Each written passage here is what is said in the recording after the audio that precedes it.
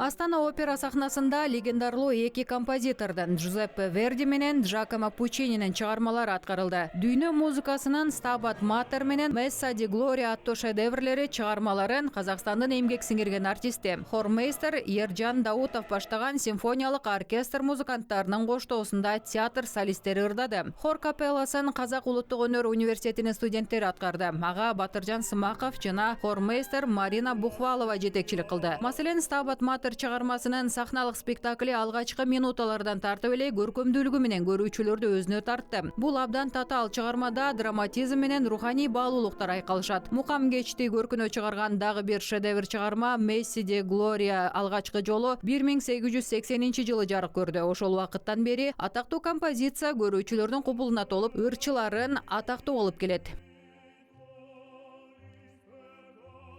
Мы представляем нашему зрителю произведение. Биз көрүүчүлөргө түрдүү чыгармаларды сунуштайбыз. Бул жолу Вердиден Пуччиниге чейин эң белгилүү чыгармаларды тандап алды. Искусство сүйүүчүлөр коому аларды берилүү менен угат. Алар дүйнөлүк музыкада абдан маанилүү. Ар биринин өзүнүн келип чыгуу тарыхы жана уникалдуу мазмуну бар. Программада Джузеппе Вердинин акыркы чыгармалары жана Пуччининин эң алгачкы чыгармалары камтылган. Биз бул чыгарманы 2020-жылы биринчи жолу аткардык. Ал кезде коронавирус өрчүп турган. Анын натыйжасында залга 50-дөн ашык кишинин кирүүсүнө тыюу салынган.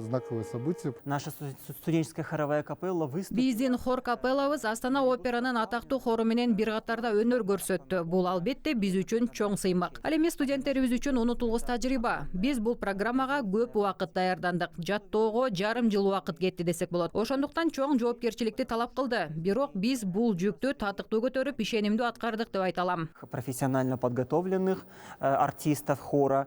И для нас это тоже был большой такой, скажем, творческий вызов. Но я считаю, что мы с ним справились.